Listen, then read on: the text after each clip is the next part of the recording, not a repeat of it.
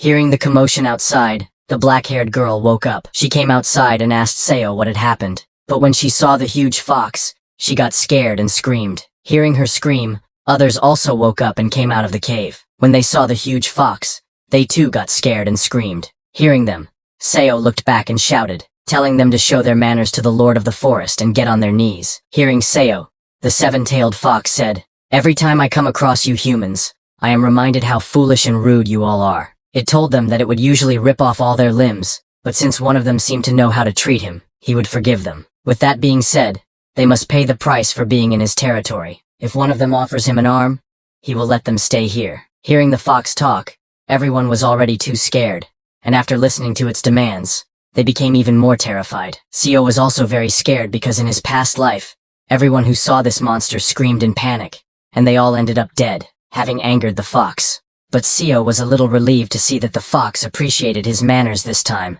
and wasn't ripping off all their limbs like last time. Then, while licking its mouth, the seven-tailed fox asked who would give him their arm. Seo calculated that it was just one person's arm. That's all they needed to sacrifice. Even a lost arm would be healed by the cultivators who would appear 2 days later. Plus, Seo had already prepared an herb that would reduce the pain. Thinking all that, Seo removed his sleeves and extended his hand toward the seven-tailed fox. While trembling, he told it that he would offer his arm. Everyone was shocked that Seo was sacrificing his hand for them. The seven-tailed fox opened its mouth and immediately lunged at Seo, saying, "You know your manners, so I will try to make it as painless as possible in return." Then, in the next second, with a loud scream of pain, Seo lost one arm. The seven-tailed fox completely bit off Seo's hand and ate it. Everyone looked away. They couldn't bear to see the horrifying scene right in front of them. Seo was in too much pain. Tears streamed down his face as he extended his other arm to grab the herb. The pain was so intense that Seo didn't have time to think about anything else at the moment. He immediately ate the herb he had prepared for pain relief. After eating Seo's hand,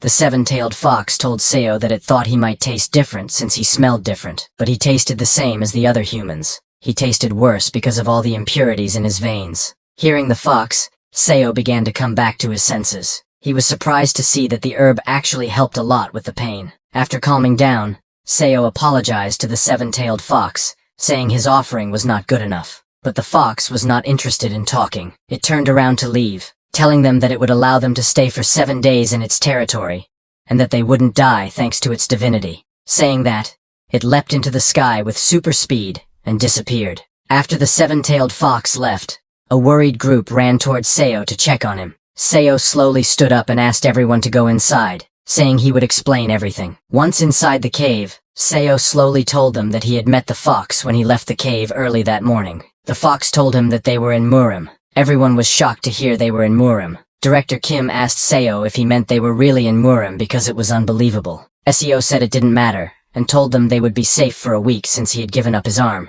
Hearing that it was just a week, Director Kim asked Seo what would happen after that. Breathing heavily, Seo told Director Kim that they would need to give up something else the following week. Hearing that, everyone was stunned. As the herb's effects kicked in, Seo started to get sleepy. He told the others that he was getting sleepy and would rest a bit, hoping they would understand. Saying that, he fell asleep right there. Then, 15 hours later at night, Seo woke up alone in the cave. He heard his colleagues talking outside. They were all angry at Jian, asking him how he could say that manager Seo sacrificed his own arm. Jian argued back, asking, "Then who wants to give up their arm and leg every week?" But Chief O told Jian that manager Seo was very useful, since he was the one who provided them food and shelter. Then John suggested they should learn as much as they could from Seo in a week, adding that since Seo had already lost an arm, he wouldn't last long anyway. That's why they should have him be the sacrifice again. John said all that, not knowing Seo had woken up and was listening from behind.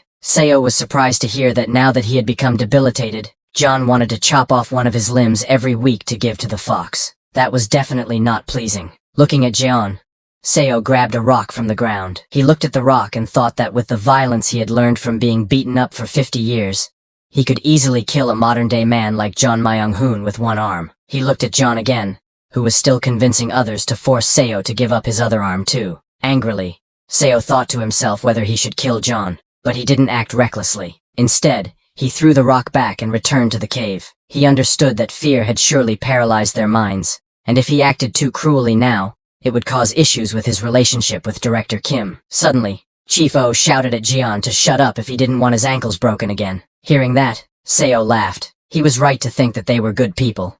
It was just a confusing situation for everyone. The next day, as the sun rose, everyone gathered in front of the cave. This time, a two-headed snake appeared before them. But unlike the fox who had eaten Seo's arm, the two-headed snake only requested a small amount of blood. It was the very same snake that had sucked out Chief O's blood, who had lost his limbs in his last life. Hearing that it was just a small amount, nervous Chief O put his own arm forward this time, but after drinking Chief O's blood, the snake vomited, saying, "This is disgusting. This is the worst human blood I have ever had." Hearing that, Chief O got furious, but Seo knew it was the blood of a 21st century worker, drenched in nicotine and cholesterol. No wonder it tasted gross. Seo then turned around and asked John Myung-hoon to come with him to pick some herbs. Hearing that, John was shocked, and asked Seo if he had just called him by his full name, but Seo didn't reply. Instead, he asked if John was hungry. John said he was. Seo walked toward John and said, "I will tell you about the fruits and edible herbs, so follow me." Seo got closer and whispered to Jian that he planned to give his arm to the fox next week as well, and if he died, someone needed to know how to survive in this forest. Hearing that, Jian got very scared. Realizing that Seo had heard everything last night, he had no choice but to thank Seo and agree to go with him. Hearing his thanks, Seo laughed inside because only he knew the fox wouldn't be coming back, and Jian would never make use of this knowledge. As both of them arrived at a place full of fruit trees, Seo shouted, "John Myung-hoon, how many times do I need to tell you that that's the wrong fruit? Concentrate." Seo said sorry while picking a red fruit. Seeing that, Seo told him that fruit would get him killed. This continued for hours, as Seo gave orders to Jian, and Jian had to follow them. Jian started to get exhausted, and asked Seo to hold on, saying he needed a break. He had been digging non-stop to get these herbs. Seeing his condition, Seo laughed inside because this was how Jian used to punish him when he first entered the company. Seo told Jian that they needed to finish before dusk, so they should hurry up. Slowly, time passed, and both continued doing their part. Then suddenly, John dug out a very large ginseng. John was shocked to see it. He held it in his hand and said, "This thing is massive." He asked Seo if this was natural ginseng. Seo told him it was something like that. Seo knew that while it did resemble ginseng, to be precise, it was a yellow bamboo root. It might be because the ascension path was so full of energy, but yellow bamboo roots, which are typically as small as a pinky finger, grew to this size here. Seo knew it wouldn't be of much use to cultivators, but it was an extremely precious medicine for martial artists used to increase ki, and it should help Director Kim. While talking, they found two more right there. Amazed, Jian asked Seo if it was okay to dig up this much wild ginseng. Seo, of course, said yes, and told him to take off his shirt and place them in it. Seo looked at the setting sun and a crack in space. Seeing that, Seo realized it was almost time for those cultivators to come. He asked Jian, "Let's head back." As they returned to the cave, suddenly the crack Seo had seen before exploded with a huge blast, releasing massive amounts of spiritual energy into the sky. At the moment of the explosion, Jian fell to the ground, screaming while grabbing his head. Not only him, Chief O was in the same condition, along with Manager Kang. All three of them were clutching their heads, screaming in pain. Seeing this, Director Kim began to panic, asking what had happened to them. Just then, three cultivators appeared, flying into the sky. Looking at Jian, Chief O, and Manager Kang, a cultivator named Byuko, wearing golden clothes, said, "What a surprise. To think we'd find such uncut talent here." A black-clothed cultivator named Haeogwak told Byuko to go away, saying they were his. Hearing that, the third cultivator, wearing blue clothes, called Haeogwak shameless. Seeing these cultivators, Director Kim got scared and asked who they were. The cultivators noticed there were 7 people, but only the 3 had spiritual roots. The rest were just normal mortals. Then Byuko raised his hands and created a ball of lightning. He struck Jian with it, and Jian screamed in pain as thousands of bolts of lightning entered his body. When Byuko stopped, he was amazed to see how incredible Jian's body was.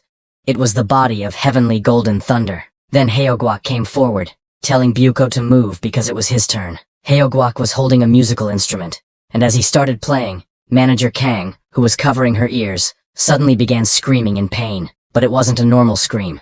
It was so loud that the whole forest echoed. Seeing that, Haeogwak got too excited, realizing that Manager Kang had the ghostly yin transforming immortal root. He hadn't thought such a thing really existed. Then it was the third cultivator's turn. He landed on the ground and grabbing Chief O's shoulder, injected his spiritual energy into him. He checked Chief O's body and found that it was a unique holy body. Chief O was too shocked, asking the cultivator what was going on. The cultivator smiled and declared that he would take all three of them as disciples of the Azure Heaven Creation sect, because all three had the talent to change the entire world. With a deep voice, he asked Chief, "How does that sound?" Chief O was terrified in the cultivator's presence. He couldn't even breathe. He was confused, wondering what this force was and felt like he would die if he refused. Suddenly, Heogwak came down and asked Chief O to join the Black Ghost Valley instead, saying they had every cultivation method, immortality, the power to overturn the heavens, fame, and wealth. He promised to ensure they would get all of those things within 100 years. Suddenly, Buko also came down and asked Heogwak what he was saying, claiming that the Golden Divine Heavenly Thunder Sect was the most suited for them. While they were talking, Director Kim intervened and asked the cultivators if they could get them out of this forest, because at this rate, they would all die there. But the cultivators completely ignored him. Bayuko took out a bottle and opened its cap, saying, "Mortals worry too much. How did you get to the ascension path with such a worthless body?" Saying that, he pointed the bottle's mouth toward John, and the bottle sucked John inside. John could only scream for help. Then the blue-clothed cultivator took Chief O and looked at Seo. He smiled and said, "Seems like one of them lost an arm to that fox," and seeing the wound, he offered it up himself. He used his spiritual power to heal Seo's hand, telling him that he may be a mere mortal, but he had guts. Seo's whole hand grew back, and he thanked the cultivator. Heogwak also took Manager Kang with him. Then all three cultivators flew back into the sky, and while leaving, told Seo that they had captured all the beasts and monsters of the Ascension Path on their way here, so it would be safe here for the next 10 years. Seeing them leave, Director Kim chased after them, asking them to hold on, and to tell them where to go, because they didn't even know which way to take to leave.